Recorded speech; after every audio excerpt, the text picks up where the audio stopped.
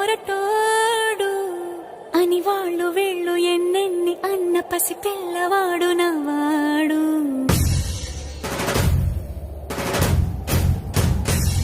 విడుముండోడు అని ఊరు వాడ అనుకున్న గాని మహారాజు నాకు నవ్వాడు.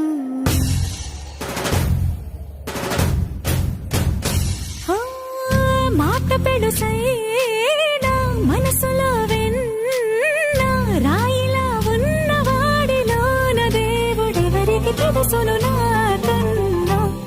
సూసేకి అగ్గిరవ్వ మాదిరే ఉంటా.